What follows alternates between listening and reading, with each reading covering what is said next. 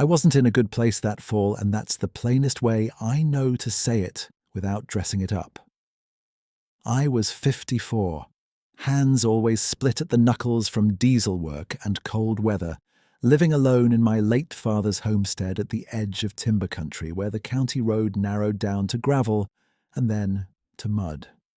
18 months earlier, I'd buried my wife, Ellen, after a quiet cancer that took her in inches. I still reached for her side of the sink some mornings, still set out 2 mugs by mistake now and then, and still put one right back in the cabinet like I was correcting a shop invoice. Around the same season, my son Levi and I did what men do when neither one of us has the right language for pain.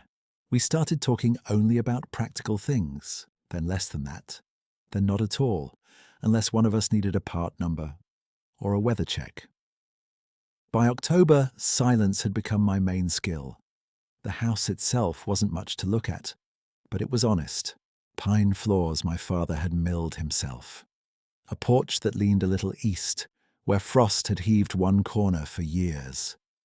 A wood stove that worked better if you hit the side plate once with a boot heel before lighting it, because the draft gate stuck unless reminded. I liked that kind of logic. If you knew what was broken, you knew what to do with your hands. My own thinking had always been built that way.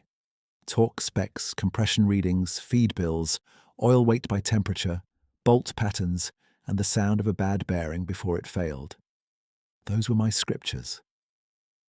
I never gave much time to stories people told after dark when they'd had 2 beers, and wanted the woods to mean more than trees. I figured if a thing was real, it left marks you could measure. Pre-dawn was the hardest part of every day. I'd wake before light because the house had grown too quiet to sleep through, pull on wool socks stiff from drying near the stove, and make coffee in an old enamel pot with a chipped blue rim. The radio on the counter hadn't worked since spring lightning took it out. I never fixed it. I told myself I liked the silence, but that wasn't exactly true. I sat with that dead radio hissing faintly with no station to catch and watched the black window turn from mirror to glass, while frost drew fern patterns along the corners. Some mornings I tried to remember Ellen's cough from those last months and could only remember the way she'd tapped the spoon twice against her mug, neat and gentle, so it didn't ring loud enough to wake me if I had finally slept. Grief doesn't always hit like thunder. Sometimes it's that spoon over and over. After coffee, I'd pull on coveralls and go out to the barn. The cold lived in that building even at noon. Mabel, my one remaining milk cow, would turn her head when she heard the latch and breathe steam into the beam of my flashlight, patient as a church elder. She was old, left hip a little stiff, right ear nicked from a winter branch years back, and she gave less milk each season. I kept her anyway, maybe because my father had raised her line, maybe because feeding one living thing that depended on me felt like a sentence I could still complete. I'd fork hay, check water, run a hand along the fence boards for loose nails, and listen to the soft sounds of an animal that had no interest in my history and no opinion about whether I was handling it well. By mid-morning, I usually worked whatever the place demanded, and in late fall, it demanded plenty. One day it was re-hanging the lower pasture gate where freeze-thaw had lifted the post. Next day it was patching shingles over the mudroom after a wind peeled 3 of them back like fish scales. Then sleet came in, needling sideways across the fields, and I spent 4 hours mending fence with gloves too wet to feel wire ends. My father used to say, fence work teaches you how stubborn your body is. He was right. You bend, pull, twist, staple, stand, and do it again while the weather tells you to quit. I liked work that made a clean argument. This line is broken. Now it isn't. Emotional life never gave me that. By the second week of November, the roads had turned brittle at dawn and greasy by noon, and I'd gone 3 full days without hearing my own voice. I noticed it when I dropped a wrench and expected myself to mutter something, but nothing came out. That got my attention in a way I didn't enjoy. Not because silence was new, but because it had stopped feeling temporary. I was becoming the kind of man who moved through rooms without sound, who stacked wood by height and species, who ate standing up, who could spend an afternoon repacking wheel bearings and call that a complete day. If you'd asked me then whether I was lonely, I'd have said no. I had chores, I had weather to track, I had diesel filters to soak, I had a roofline to watch for ice. What I did not have, and what I could not admit yet, was any sense that my life reached beyond the next task. The property line on the north side was marked by an old white oak that had outlived 3 barns, 2 marriages, and more winters than I could guess. Its trunk took both my arms and then some. Lightning had scarred one side in a long, pale seam, and still it leafed full each spring. My father used to stand there with a thermos on cold evenings and tell me, "That's where the woods start listening." I used to roll my eyes and ask if the woods were planning to answer. He'd grin and say, "Not to men who only ask smart questions." Back then, I thought he was being poetic to cover for not knowing something. Now, with him gone and Ellen gone and Levi far enough away to feel like another weather system, I found myself standing by that oak at dusk more nights than not, boots sunk in leaf mould, hands in my jacket pockets, looking into the first line of timber like there might be a tool hanging there I'd forgotten. I did call Levi sometimes, or I dialed and stared at his name and set the phone down before it rang. The one time I got through that month, we talked 7 minutes, and most of it was logistics. "You get that transfer case sorted out?" he asked. "Yeah, needed a seal kit and new fluid." "Good. You still at the Portman shop?"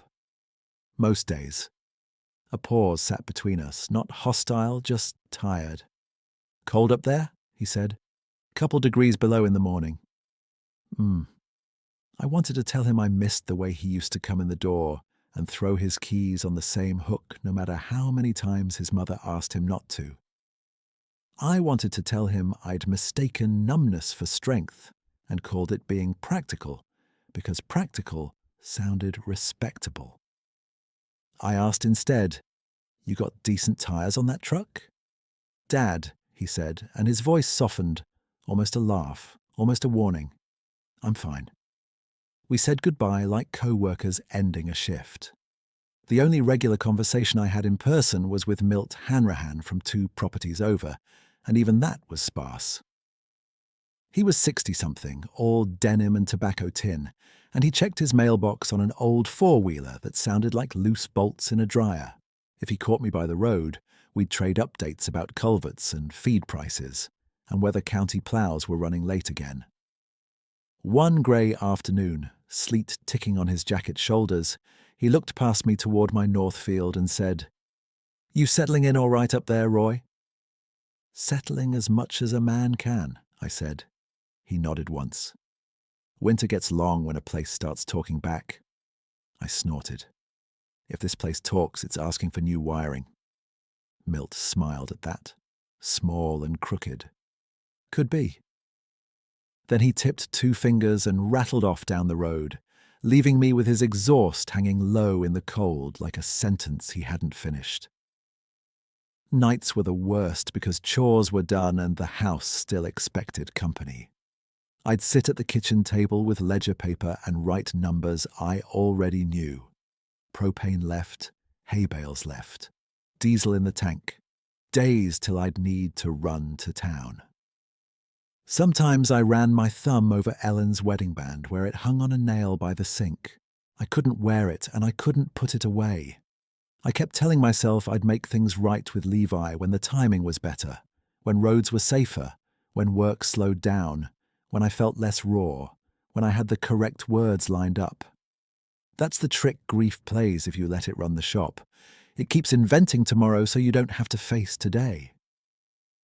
Toward the end of that month, a hard stillness settled in around dusk each evening. the kind that made even the creak sound farther off than usual. I noticed details more because there was so little else moving. Frost lifting in thin white breath from manure piles, the sweet sour smell of silage in the barn aisle, the hinge complaint on the back gate when temperature dropped below 20, crows changing roost trees when wind shifted north. I told myself this was what recovery looked like, paying attention to ordinary things again. Maybe that was partly true. But underneath that tidy explanation, another truth kept knocking around in me. I had come out here to be left alone, and I was learning there's a difference between solitude and absence. One gives you room, the other takes your shape. Most evenings I ended where I started, on the porch steps facing the old oak. From there I could see the flat stone at its roots, half sunk in moss, and the split-rail fence running away from it like a rough pencil line into dusk. I'd hold a cooling mug in both hands and listen to nothing much at all. Wind in dry grass, Mabel shifting in the barn, one late bird cutting across the field. I never said my father's line out loud, but I heard it anyway. The place where the woods start listening. I didn't think anything was out there waiting on me. I didn't think the world had tucked away some hidden kindness for a man who'd spent a year and a half avoiding his own son and pretending sorrow was just another maintenance task. I thought winter was coming, and I thought I would endure it, same as always, one repaired thing at a time. That was the whole of what I believed then. It was not much, but it was enough to get me to morning. One evening just before full dark, the field went hush, quiet. Late birds cut off, squirrels in the oak gone still. Jasper stood by the old oak, calm, tail low and wagging once or twice. He didn't come closer. On the flat stone at the roots sat a neat bundle of dry kindling tied with baling twine, with 2 apples beside it. I looked at him, then heard myself mutter, "Thank you," and felt embarrassed clear to my ears. Jasper glanced back at me like he was waiting for further instructions, and all I had was a hot face and a coffee mug, gone cold in my hands.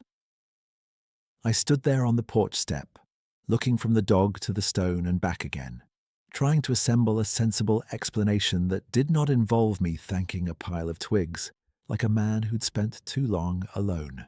The bundle was real enough. Dry cedar splints, finger-thick, ends cleanly snapped, tied with red baling twine I didn't use on this place. The apples were small and yellow-red, late fruit with a few leaf nicks, set side by side as careful as offerings at a church rail. Nothing about it looked tossed or dropped. It looked placed. I hated how much that distinction mattered the second I noticed it. I set my mug on the top porch board and walked down slow, boots pressing wet leaves into the mud. Jasper moved with me, shoulder near my leg, not tense, not alert in any way I recognized from coyotes or strangers. His tail kept that low, patient sweep, once, twice, then still. He sat when I stopped at the old oak and looked past it into timber dark that had already swallowed shape and distance.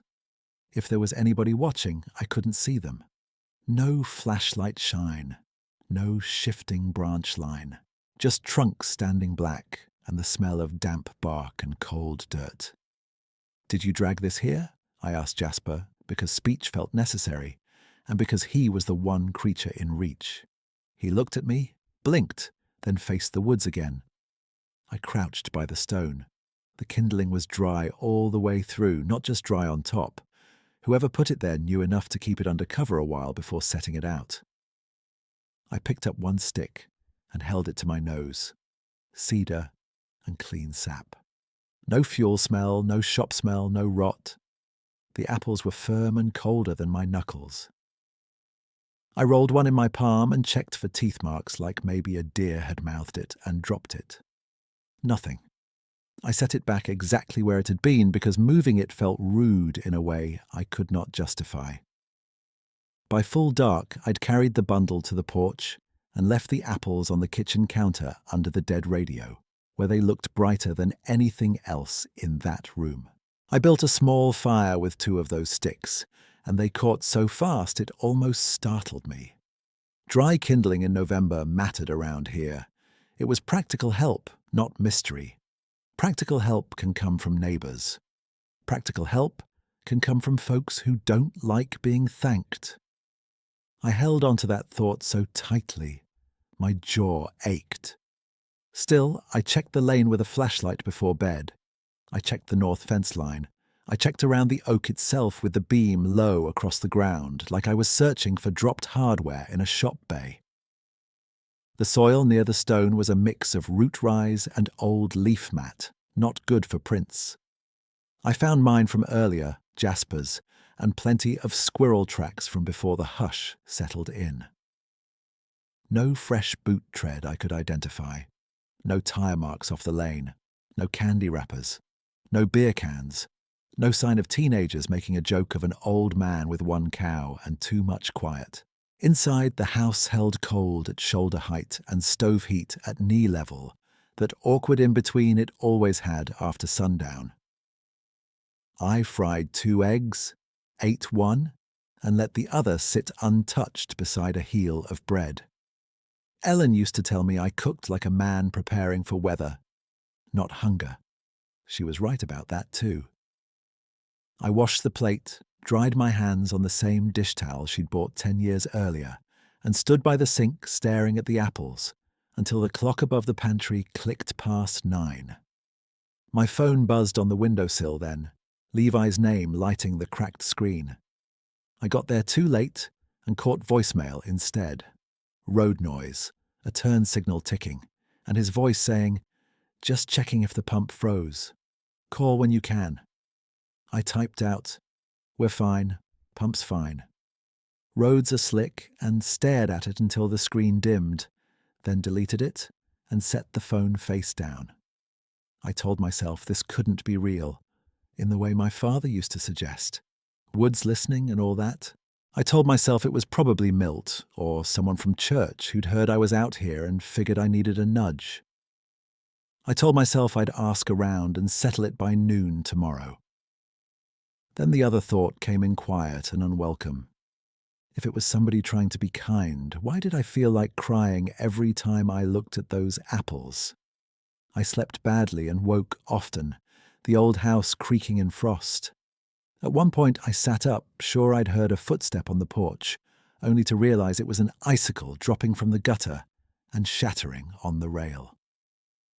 When morning finally pushed a grey stripe across the bedroom wall, I got up heavy and sore and pulled the curtain aside. The oak stood where it always stood. Jasper was already at the back door waiting, ears up but relaxed. I noticed then I'd left 1 apple on the counter and eaten the other sometime near midnight, without deciding to. Core sat in the sink, clean down to seed. By the 3rd morning after that first bundle, the cold had settled hard enough to make the pump handle sting through gloves, and the loneliness in me had turned from ache to habit again.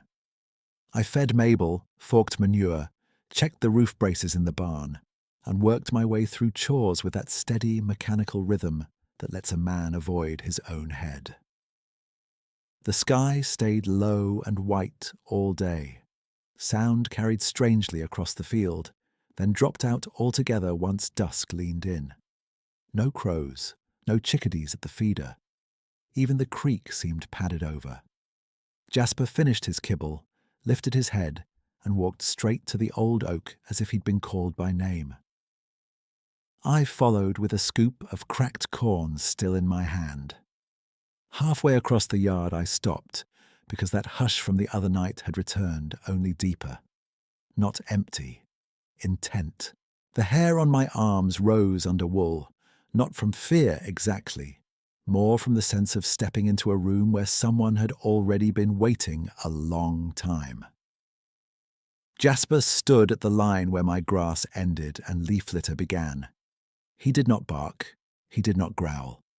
He lowered himself to his elbows and then fully down, chin on paws, tail tapping once against the ground like a polite knock. On the flat stone sat 3 things this time: another tight bundle of dry kindling, 2 crossed river stones dark with moisture, and a strip of peeled willow bark braided into a ring big enough to slip over my wrist. The weave was simple, but deliberate, over, under, over, tucked clean at both ends. I knew willow from fence repair and basket patches. This wasn't random breakage twisted by wind. It was made. I stood there so long my fingertips went numb. Every practical habit I had started spinning up at once. Could Milt be doing this? And walking in through timber so I wouldn't catch him on the lane? Possible, but Milt's left knee clicked loud enough to hear from 10 feet when it was cold. Could kids be sneaking around after dark? Maybe, but no boot prints, no track churn, and kids don't usually bring dry cedar and braided bark like they're trying to keep a man's stove lit. Could I be missing obvious evidence because I wanted this to mean something? That question landed hardest because I knew grief could bend perception. It can take ordinary weather and make it feel like a message. It can take a kindness and make it look like rescue. "Whoever you are," I said to the trees, voice rough from disuse, "you don't have to do this." No answer came, not in words, not in any storybook way. A little pressure moved through branches farther back. One slow sweep as if a heavy shoulder had leaned past cedar boughs. Jasper lifted his head, watched that patch of shadow, and thumped his tail twice against the ground. Then he settled again. I laughed once, short and bewildered. "Great," I said. "My dog trusts the woods better than I trust people." It came out halfway between a joke and a confession, and for the first time in weeks, I heard my own voice with some life in it. I picked up the bark ring and turned it over in my hands. Damp, cool, faint green smell. No cuts, no snags, no sign of metal tools. I set the crossed stones back exactly as they were after checking under them for notes, because that seemed like something a sane man would do when his life stopped making straight lines. The kindling I carried to the porch in 2 trips. Each stick was trimmed to stove length, close enough to mine that whoever did it had either measured my firebox or guessed with uncommon luck. That evening, I lit the stove with one of those cedar pieces and sat on the floor beside Jasper, back against the couch Ellen had wanted to replace for 12 years, and never did. The house smelled of wood smoke and dog fur and old pine boards warming up. My chest hurt in that familiar bruised place grief had kept raw, but there was another feeling braided through it now, thin and steady as twine. Attention. I was paying attention again, not just to tasks, but to presence, to pattern, to the way kindness can arrive without asking permission. 3 days passed before I admitted out loud that I was waiting for dusk. I kept my routine the same on purpose. Fed Mabel, checked panels, split what little dry maple I had left under tarp, scraped the mud from my boots on the same bent scraper nail by the door. I did not camp at the oak like a fool with a camera. I did not set traps or put up motion lights. By late afternoon I brewed coffee and stood on the porch, and Jasper stood with me, both of us facing north like men at a train platform, pretending we weren't expecting anyone. The field took on that blue hour colour where edges blur and distances flatten. Birds quieted by degrees, first the loud ones, then all of them. Squirrels that had been busy on the fence rails vanished into den holes. The hush settled. Jasper stepped down into the yard and sat. I noticed then that my hands had stopped shaking, though the temperature had dropped below freezing. My breathing was deeper than it had been in months. And, with no small amount of shame, I recognized that part of me hoped for one more sign, not because I needed proof for anybody else, but because the signs had made me feel less discarded by my own life. That realization stung. It also cleared something. At the base of the old oak, where the flat stone caught the last thin light, lay a single smooth river rock with a white vein running through it like a bolt of milk glass. Beside it sat a spray of late wild aster, stems wrapped in grass, blooms still mostly purple despite the cold. Jasper went to the stone, sniffed once, and lay down beside it like a guard posted at a small, sacred thing. I stayed where I was, one hand on the porch rail, and nodded toward the woods the way my father used to nod toward strangers at the feed store. "Thank you," I said again, less embarrassed this time, and the word held. A little while after I said it, a breeze came down the timber and lifted the aster heads once, then let them settle. That was all. No shape stepping out, no dramatic sign. Just cold thickening in the yard and Jasper staying put by the stone like he'd been given a job. I stood there until my toes went numb, then climbed back to the porch and watched the old oak darken into a single black pillar against the tree line. I tried to turn it into a neighborly explanation again. Somebody from up county cutting through on foot. Somebody who knew I was alone and didn't want to embarrass me by knocking. Somebody with steady hands, a kind streak, and an odd schedule.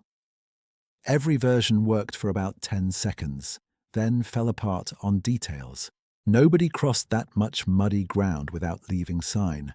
Nobody hauled dry cedar in after rain unless they'd stashed it somewhere covered. Nobody braided willow that clean unless they'd done it a lot. I had spent half my life finding faults in engines by listening for what did not fit.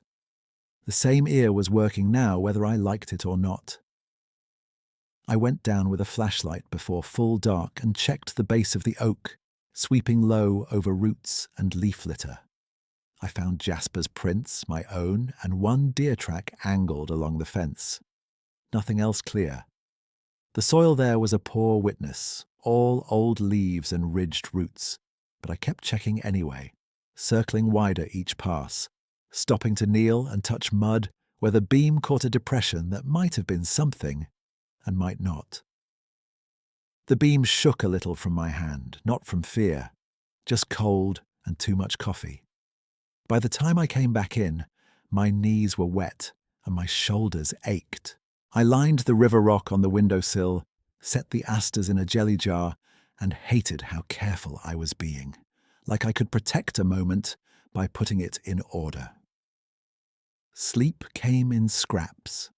At some point near dawn, I gave up and started coffee, then took it back to the table with my old ledger book. Instead of feed numbers, I wrote 3 columns. Possible source, evidence for, evidence against. It looked ridiculous, and it also calmed me. Under possible source, I wrote Milt, kids, Hunter, me forgetting things, and left a line blank I didn't name. Under evidence for Milt, lives close, knows woods, practical man. Evidence against bad knee, no matching twine, wouldn't leave flowers. Kids for mischief age, can move quiet. Against no rappers, no noise, too patient.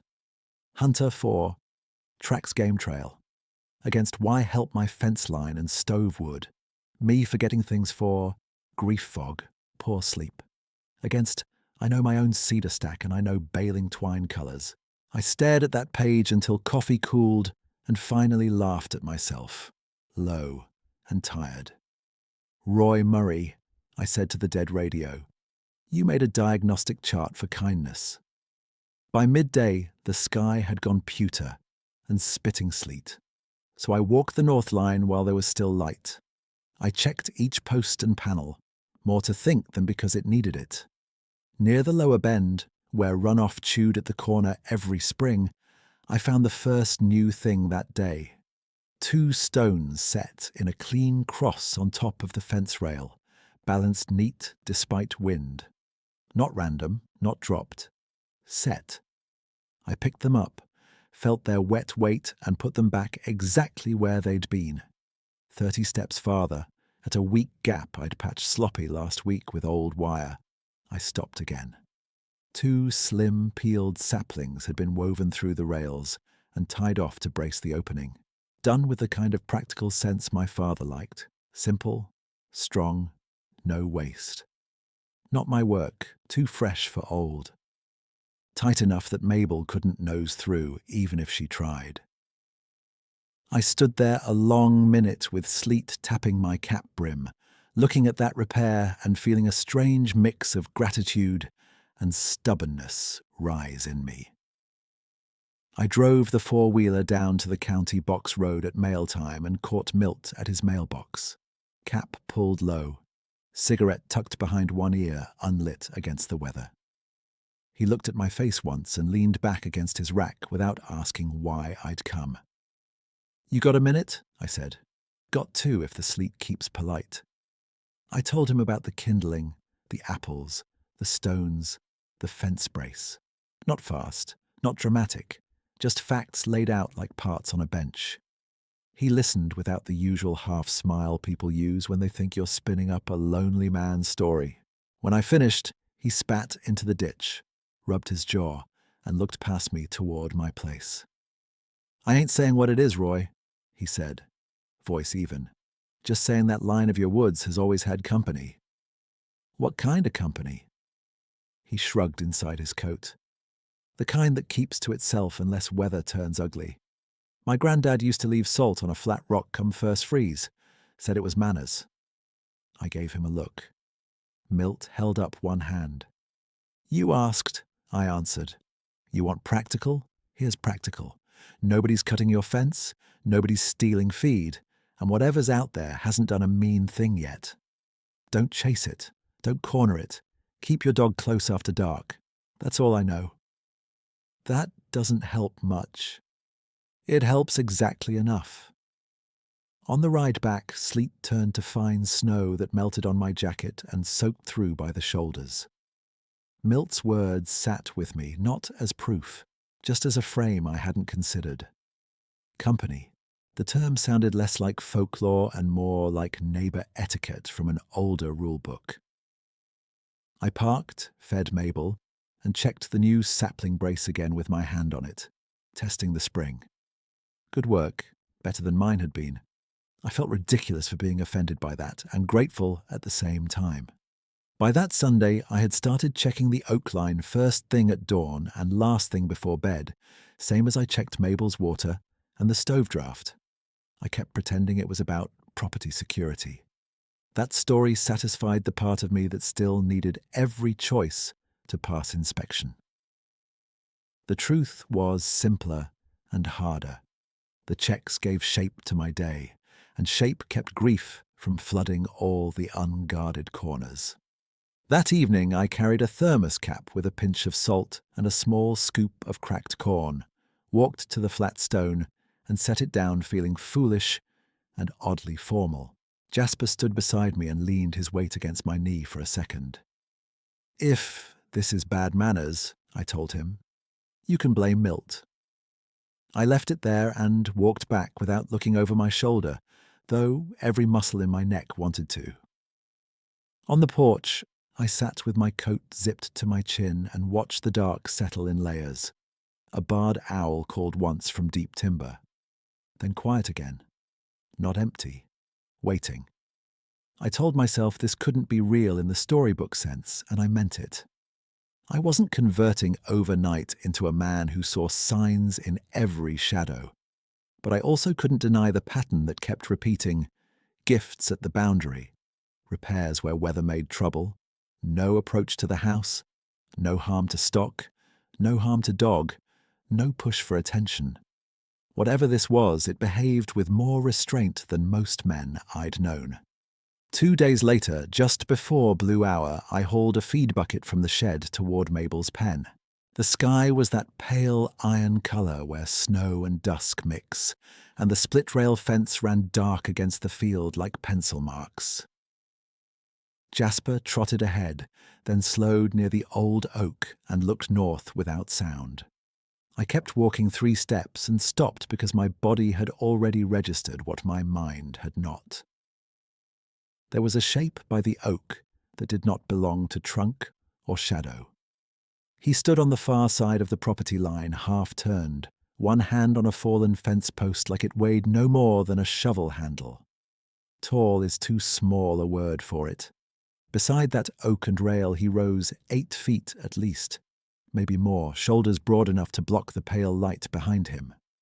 Dark fur, matted in places from weather, moved slightly at the edges in wind. He did not loom. He did not square up. He was simply there, steady and unhurried, as if he had been there a long while and saw no need to hide now that he'd been seen. My first clear thought was measurement. Fence rail to top rail, known height. Oak scar line at about 6 feet, where I'd marked once with Levi's old pocket knife. The head above that, by plenty. My second thought was absurd and immediate. He's setting that post straight. Because he was. One huge hand held the post upright while the other pressed soil at its base with careful pushes, not pounding, not tearing ground, just firming it until it stood. The motion was deliberate, the way a good mechanic seats a gasket. Enough force, no waste. I froze with the bucket hanging from my right hand, grain shifting softly inside. Jasper moved past me at an easy trot, stopped 10 yards short of the oak, and sat. No bark, no raised hackles. Tail low, one slow wag. A pair of deer at the far edge of the pasture lifted their heads, watched, then went back to grazing. That landed harder than anything. Deer do not graze through danger. I wanted to run to the house and lock a door I knew was mostly symbolic. I wanted to stand where I was until dark swallowed us both. I wanted to call somebody and have a second set of eyes right then. Instead, I stood in my boots in the damp cold, breathing steam, and listened. No roar, no crashing theatrics, just branch pressure as weight shifted, the faint scrape of wood against packed soil, and one slow exhale that clouded white in front of his face. He finished with the post, released it, and watched it hold. Then, with a movement that told me more than size ever could, he stepped backward.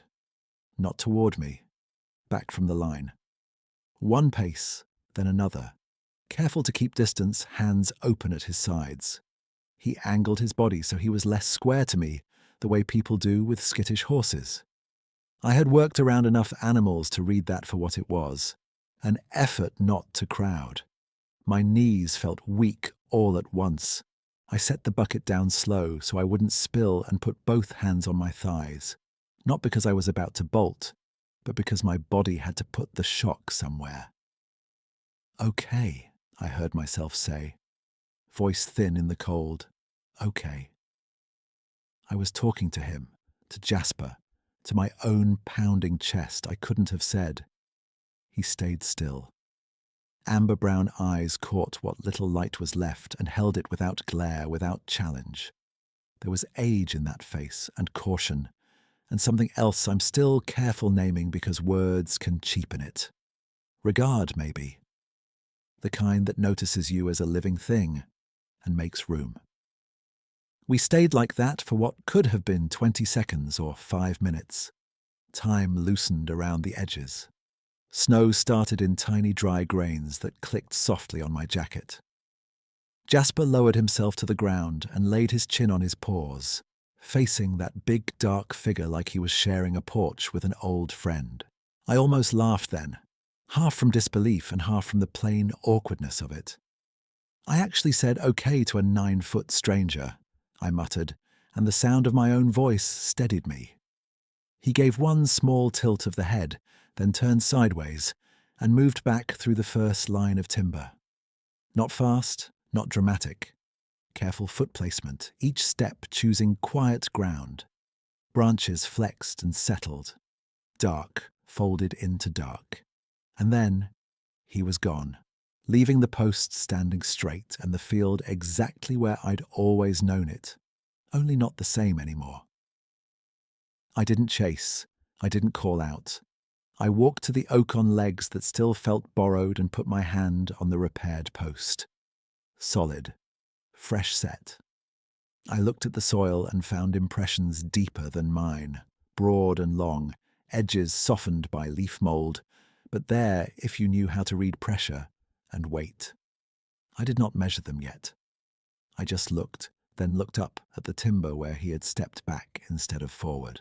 In the failing light, with Jasper pressed warm against my calf, curiosity was no longer a distraction from grief. It was the first clean breath I'd taken in a long time. I stayed there with my palm on that post until the cold worked through my glove and into my fingers, as if numbness could slow down what I had just seen. Jasper leaned his shoulder into my leg and let out a long breath that fogged in front of us both. I looked once more into the timber and saw nothing except trunks and dark gaps where evening gathered early. Then I crouched and studied the impressions in the leaf mold. They were not sharp prints, not the kind a game warden photographs with a ruler and bags as evidence, but the pressure pattern was clear enough to my eye. Deep heel set, long forefoot, weight carried evenly. Not a stumbling stride, not a rush. He had moved like a man carrying a full pail he did not want to spill. I walked back to the barn, fed Mabel, and spilled half a scoop of grain because my hand would not steady. She nudged my elbow with her rough nose, patient and damp, and went on chewing like I was the one having a strange day, not her. In the house, I lit the stove, then sat at the table without taking my coat off and wrote down what I had seen in my ledger, line by line, same way I used to record injector timing when I wanted no argument later. Time, light, distance from porch to oak, height against known fence rail, behavior observed. I made myself write, stepped backward twice after noticing me, and underlined it once. I wrote, repaired post with care. I wrote, dog calm. The last line I stared at for a long minute before putting it on paper anyway. No sign of aggression. None. That night I dreamed of Ellen standing at the sink with her back to me. Not sick, just standing there in her old green sweater, turning an apple in her hand. I woke before dawn with wet eyes and a stiff neck. And for the first time in months, I did not try to shove the feeling back down like loose wiring into a crowded junction box. I sat up, feet on cold floorboards, and let grief and wonder share the same room without deciding which one had a right to be there. By Tuesday morning, the sky had cleared into a hard, bright blue that made every fence staple and twig edge look sharp enough to cut. I took a tape measure, a carpenter's square, and my phone to the oak line after chores. Part of me still needed numbers. Numbers had carried me through breakdowns before. At the base of the oak, I found 3 deeper impressions than the rest, preserved where roots held moisture. I measured length against my own boot sole and stopped halfway through writing it down because my pulse was beating in my throat. I took 2 photos, one wide, one close, then slipped the phone back into my pocket like I had caught myself doing something private. I heard Milt's four-wheeler around noon and flagged him by the road. He killed the engine, listened to me in that same quiet way, then asked to see the line. We walked together, Jasper pacing between us, and when Milt saw the repaired post and the pressure marks near the oak, he did not whistle, did not joke, did not act impressed for sport. He just squatted, set 2 knuckles into one of the impressions, and nodded once. "You keeping these pictures?" he asked. "Yeah." "Good. Keep them to yourself a bit." "You think I'm seeing what I think I'm seeing?" Milt stood up slow, hand on his knee. "I think you're seeing what you saw. That's enough. Folks get loud about things they don't understand, and loud ruins delicate arrangements." He looked toward the timber and added, "If he's holding that line, you hold it too. Respect goes both directions." I almost laughed at how absurd and reasonable that sounded at the same time. I am getting etiquette advice about a giant neighbor from a man who once welded his mailbox shut by accident. That was one time, he said, and a corner of his mouth lifted. And the mail stayed dry.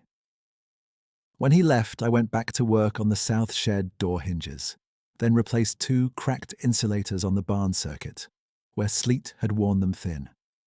I kept catching myself pausing with tools in my hand, listening toward the north field even in full daylight, as if attention had become a second pulse running under the day's noise.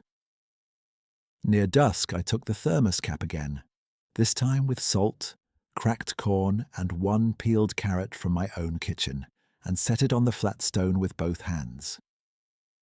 I said nothing. Words felt smaller than what was happening. He did not show himself that evening. Neither did he show the next. Signs still came. On Wednesday morning, the cap was empty and clean, set upright near the aster jar I had left on the stone after the blooms browned. On Thursday, after a night of freezing rain, I found a fresh cross of river stones on the top rail by the north bend, and a wind-thrown branch cut and dragged clear of the lane before I was even out with my saw. Not hacked, not shredded, shifted with intent. I stood there with sleet melting down my collar and felt my skepticism change shape, not vanish. It stopped being denial and became stewardship. I still questioned every detail. I simply stopped forcing the answer backward into something smaller than what my own eyes kept giving me. Levi called that Thursday after dark. I almost let it ring out, then answered on the second pass. "You breathing over there?" he said. "Yeah, sorry. Long day." Pump froze. "Not yet." A pause, then, "You sound different." I looked through the kitchen window toward the old oak, now just a broad silhouette against low cloud. Something's been helping around here. With chores, with fences, kindling, things like that. He was quiet long enough that I heard him shift the phone. "Dad, you got somebody staying there?" "No." "You hiring help?" "No." Another pause. "Then what are you saying?" I sat down at the table and rubbed my forehead with my thumb. "I'm saying I saw him by the oak 2 nights ago. Tall as the fence is high and then some. He fixed a post and stepped back when he saw me. Jasper sat down like it was normal. Deer kept grazing." Levi exhaled hard, not angry, more unsettled. "You hit your head?" "No." "You taking your meds?" "I'm taking blood pressure pills, same as always. I'm sleeping enough to know what I saw." Silence again, but thinner now. He did not hang up. He said quieter, "You don't sound spun out.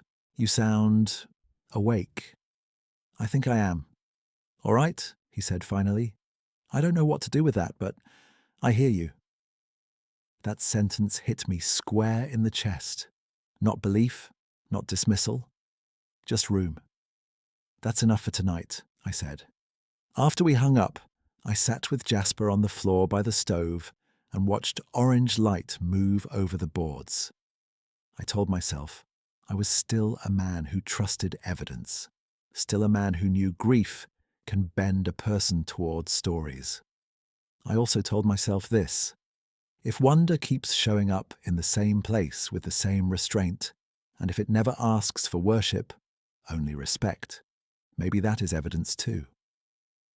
The next afternoon brought the kindness I could not argue away with any tidy theory. A wet wind came down from the ridge and turned the north side of the pasture to grey paste. I was carrying a pail of grain to Mabel when I heard her bellow from beyond the old oak, not her usual complaint, sharper and breathy. I dropped the pail and ran. She had pushed through a weak section near the boundary where frost heave had lifted a lower rail, then stepped into a tangle of old barbed wire buried under leaves from years back. One loop had cinched around her rear leg just above the hoof. Every time she pulled, it bit tighter and dragged another strand around the stump of a dead sapling. She was not down, but she was scared. Eyes rolled white, sides heaving steam. "Easy, girl, easy," I said, hands up, trying to get to her flank without spooking her into a harder pull. I grabbed the wire with gloves and felt it sing tight under strain. No give. I backed off, scanned for cutters, swore at myself for leaving them in the barn, and took one step to run when movement at the timber edge caught my eye. He was there, just beyond the line, half in cedar shadow, watching Mabel and me with that same steady regard. For one blink, I stood frozen between panic and disbelief. Then he moved, not toward us, but along the woods, side parallel to the fence, until he reached the dead sapling anchoring the snare tangle. He crouched, wrapped one hand around the buried root mass, and rocked it once, testing. Mabel jerked, wire tightened, and I shouted, "Hold, hold, hold," though I had no right to command either of them. He braced and pulled. Soil lifted in a dark clump, roots tearing free with a wet rip, and the whole anchor shifted 6 inches toward him. That slack was all I needed. I dove in, got both gloved hands around the loop at Mabel's leg, twisted it hard against itself, and slipped it down over her hoof.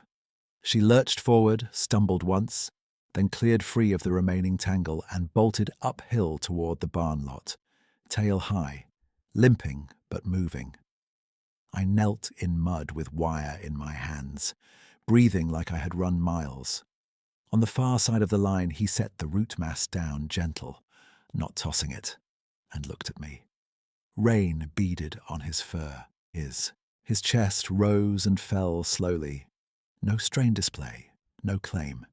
He had done exactly what was needed and no extra. Deliberate, unmistakable, aimed at the one animal on this place that still tethered me to daily care. "Thank you," I said, louder this time, voice shaking. "For her." He tilted his head once, then reached down and lifted the remaining wire coil with 2 fingers, careful not to snag it on brush, and laid it on the flat stone by the oak, where I would see it and remove it for good. The gesture was so practical it nearly undid me. Not mystery for mystery's sake, just help, finish clean. I laughed and choked on it at once. Mud on my knees, rain on my face. "I am kneeling in a pasture talking manners with a giant stranger," I said to nobody and everybody. Ellen would have told me to use better words. He stayed for 3 breaths more, then stepped backward into the timber. Same measured retreat, same refusal to crowd. Branches swayed and settled. He was gone. I sat there until the rain thinned to mist, then stood, gathered every inch of that old barbed wire, and carried it to the shed. I coiled it tight, tagged it with orange tape, and hung it high where it could never catch hoof again. At the barn, Mabel had calmed, standing with one hind leg cocked. The skin was rubbed but unbroken.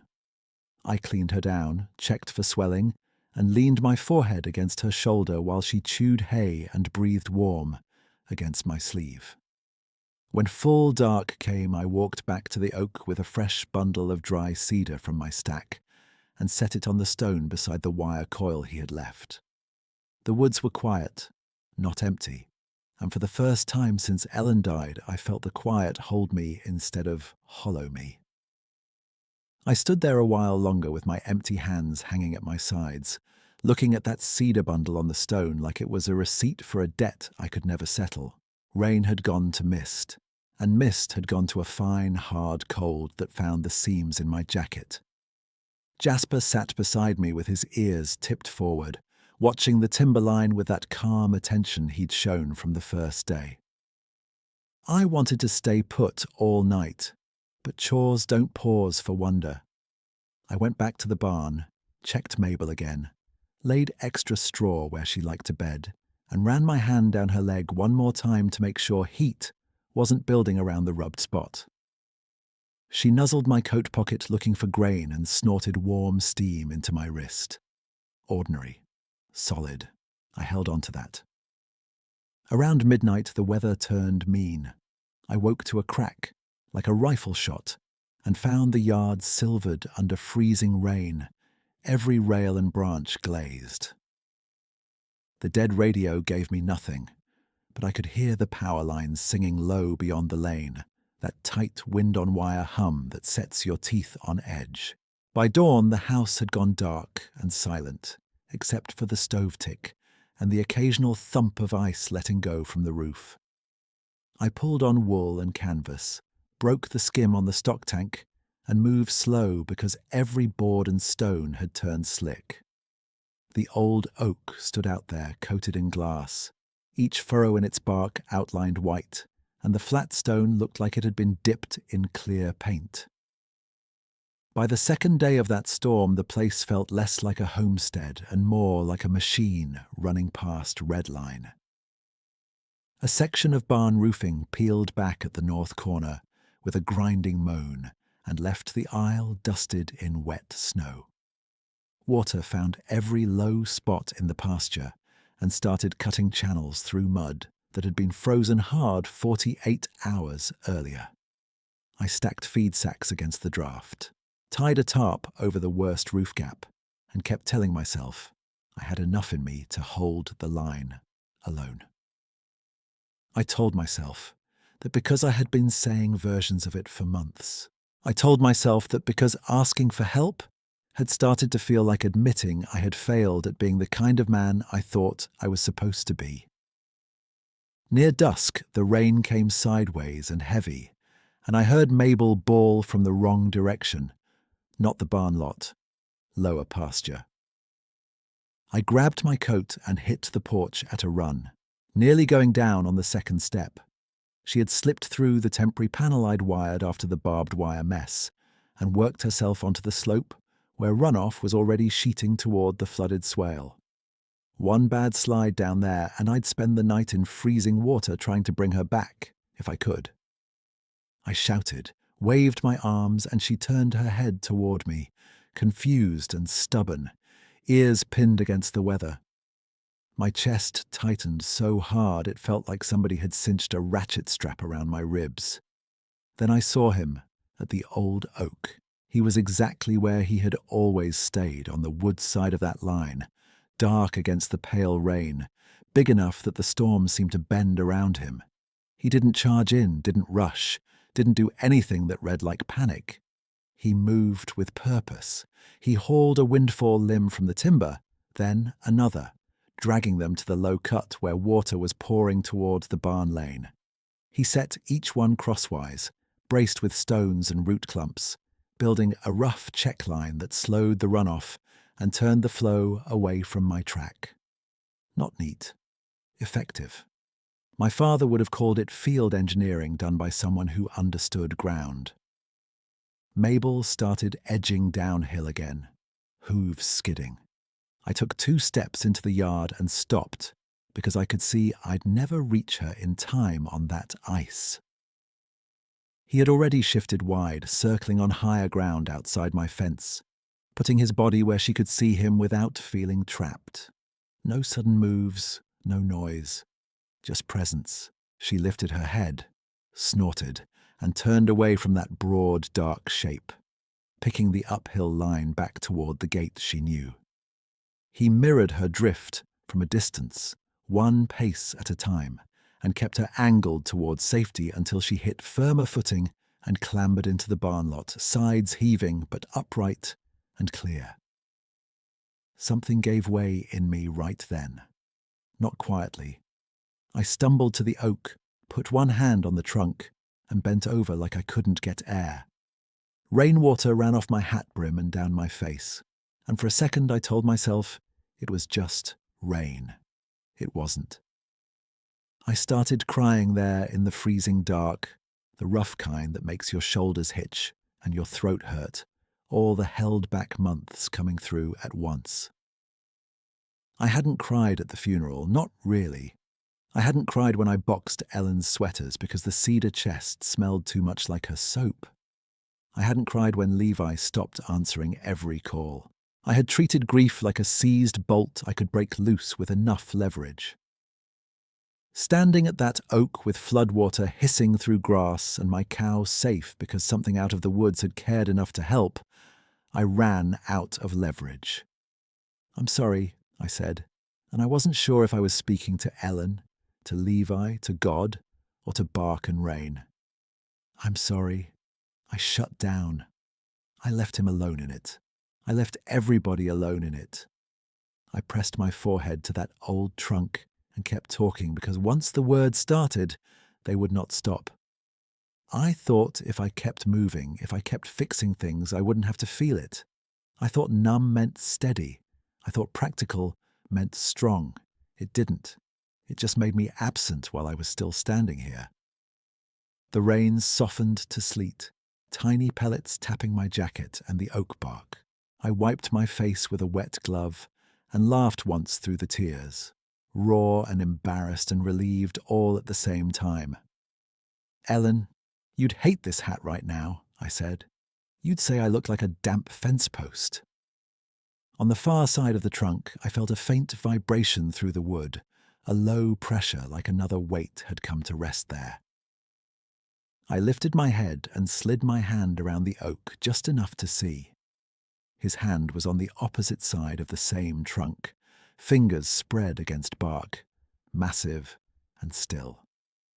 We were separated by that old tree's width. No crossing, no crowding, just contact through living wood older than both of us put together.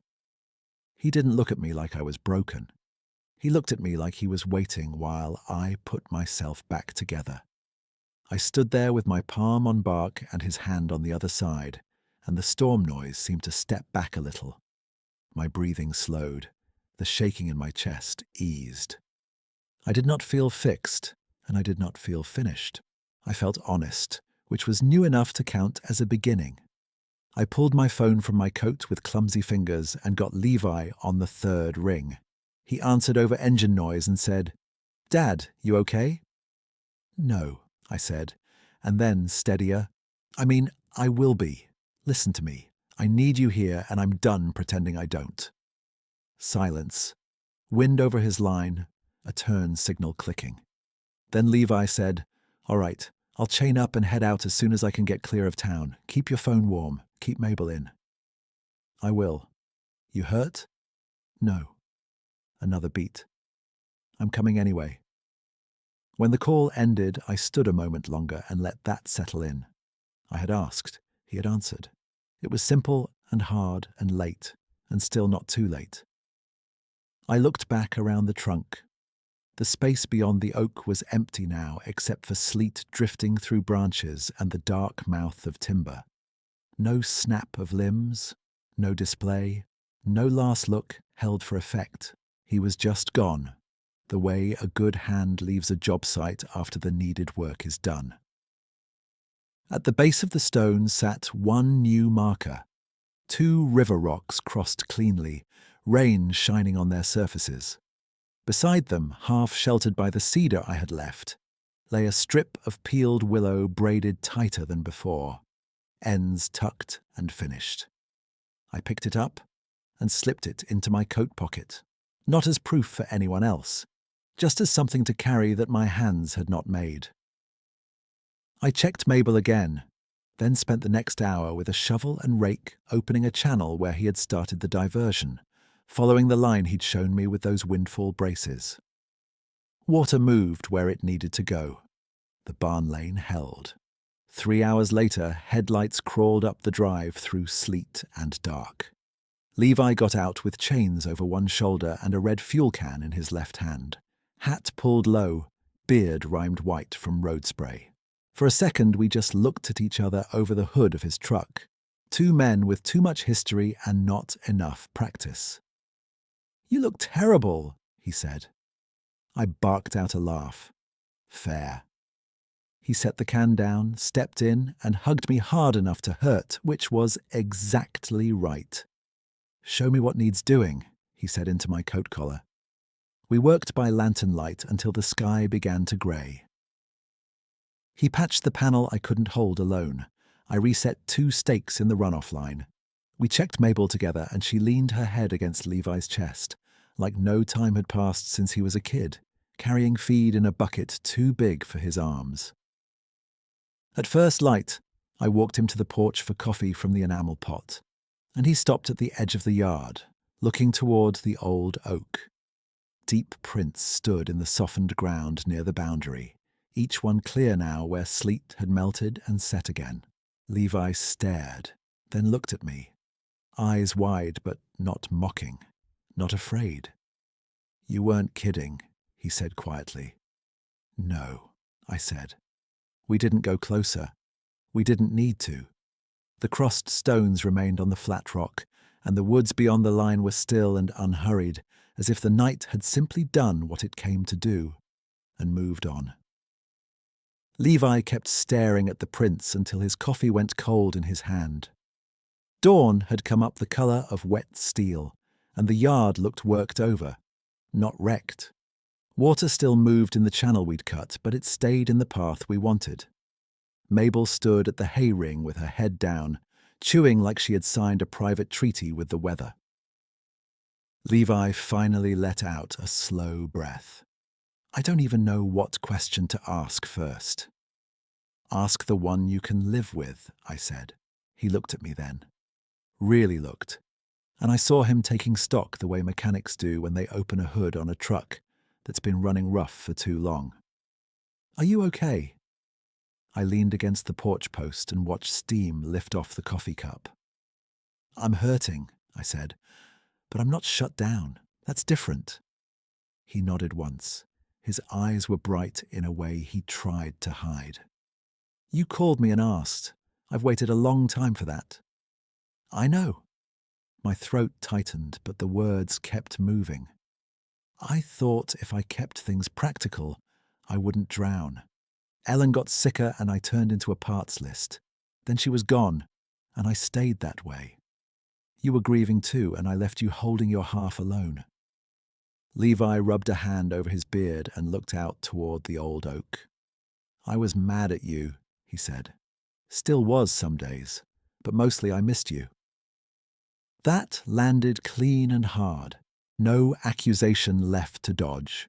No excuse worth making. "I'm here now," I said, "if you'll let me be." He set his cup down on the rail and gave me that same quick, almost awkward hug from the night before, like he didn't trust himself with ceremony. "Then be here."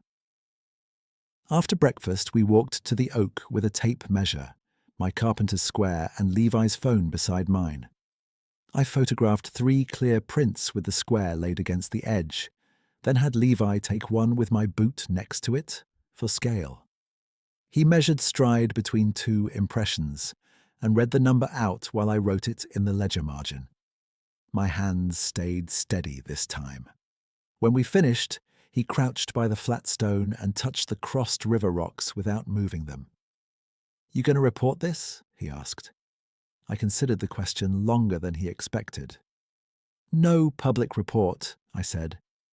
"I'm keeping the photos, measurements, and notes. If somebody asks honest, I'll answer honest. But I'm not bringing noise out here." Levi stood and scanned the timberline. "Yeah," he said softly, "noise would ruin it." That afternoon we dealt with what needed dealing with. We cut new panels for the weak section where Mabel had slipped through. We pulled the old tagged barbed wire coil down from the shed hook, carried it together to the scrap trailer, and wired it tight so no loose end could spring free again. I showed Levi the braided willow strip from my coat pocket, the tighter one left after the storm, and he turned it over in his palms like it might explain itself. "Feels fresh still," he said. "It does." He handed it back carefully. "Keep it somewhere dry." I set that braid in Ellen's old sewing tin, along with the first willow ring, and put both on the high pantry shelf. The river rock with the white vein stayed on the windowsill by the sink. The ledger, with all the dates and behaviour notes, went into the desk drawer in a manila envelope with printed copies of the photos. Not hidden, not displayed. Kept. 3 days passed before the co-op crews got power restored. By then, Levi had called Portman's shop from my mudroom and told them he needed another day. He stood by the wood stove while he talked, eyes on me, and when he hung up, he said, "I can come up every weekend till road's clear, if that works." "It works," I said. On the fourth morning, Milt came up the drive on his rattling four-wheeler with a sack of feed and a look that said he already knew enough. He killed the engine by the porch and took his cap off. "Heard lines are back," he said. "Came on last night." He shifted his gaze to the oak, then to Levi, then back to me. There was that same unfinished sentence in his face I'd seen months earlier by the mailbox. This time he finished it himself. "My granddad didn't just leave salt for manners," he said. "He left it because one winter his team got turned before thin ice on the creek. Said a big dark fella stayed on the far bank and paced till the horses chose the safer crossing. Grandad told me once, and never again. I figured he was spinning yarn till I saw tracks myself in '98 after the blizzard. Same line of timber, same distance kept." Levi looked at him hard. "You never told anybody." Milt gave a dry half-smile. "Told Roy enough. Folks either make fun of you or come hunting what ought not be hunted. Neither helps." He glanced at the flat stone. "You keep respect, it usually stays mutual." He stayed for coffee and left us a roll of woven wire. Before he went, he put 2 fingers on the porch rail and said to me, "That look you had all fall? Gone now. Keep it that way." Then he rattled off down the drive without waiting for an answer. By first thaw in March, Levi was up every Friday night with tools in the truck bed and groceries in a milk crate. We rebuilt the north fence proper post by post, but we left a wide, undisturbed arc around the old oak and the flat stone, rails ending short on both sides by silent agreement. One Saturday we were stretching wire when Jasper trotted to the stone and sat, tail sweeping the mud once, then twice. Levi followed his gaze to the trees and tipped his chin. "You see him?" he asked. "No," I said. "Me neither." He pulled the fencing pliers from his pocket and handed them over. "Still feels like company." It did. Birds moved normally. Deer crossed at dusk. When storms came, we'd sometimes find a fresh cross of stones on the rail by the low bend, usually before the worst weather hit. Once, after a heavy wind, a stack of dry cedar appeared at the line again, tied with red baling twine that never matched mine. We used it to start the stove and set back cracked corn and a pinch of salt in the thermos cap. No ceremony, just manners. In late April, Levi and I sat on the porch step after finishing a long day on the barn roof. The sky had that clear gold edge spring sometimes gives right before dark. He held Ellen's wedding band in his palm, the one from the nail by the sink, then passed it to me. "You keeping it there?" he asked. "For now." He nodded. "Mom would have liked this, not the roof leaks. This." He motioned toward the field, the repaired lane, the oak. "You talking again. Me being here." I rolled the ring between my thumb and finger and felt a grief that had changed from weight into shape, something I could carry without hiding from it. "She taught both of us patience," I said. "I was just slower learning." When the first hard cold returned in November, I was the one who called Levi before the forecast got ugly. "Chains on and come Friday if roads hold," I told him. "Already packed," he said. That evening I took my mug to the porch and stood where I had stood a year before, facing the old oak. The dead radio had been replaced by then, but I still left it off at dusk. Jasper, older and grey around the muzzle, walked to the boundary and lay down with his chin on his paws. The field went quiet in layers, not empty, listening. On the flat stone sat a single river rock, dark with rain, white vein bright through the middle like a narrow line of morning. I smiled without meaning to, went down the steps, and set a small cedar bundle beside it from my own stack. When I straightened, I rested my hand on the oak bark and felt the rough grooves against my palm. Steady as a heartbeat, you notice only when you stop rushing. I still couldn't explain what I saw that winter, and I had quit trying to force it into a smaller frame than it deserved. I had evidence in a drawer, photos with scale marks, ledger entries, 2 willow braids in a sewing tin, and a son who no longer sounded far away on the phone. I had a neighbour who finally said the whole sentence. I had a lane that held in storms, a safe cow in the barn, and a place at my own table that did not feel like punishment anymore. The truth I carried was plain. He never came closer than the old oak. He never asked for anything but distance and respect. And when it mattered, he was there, so was I.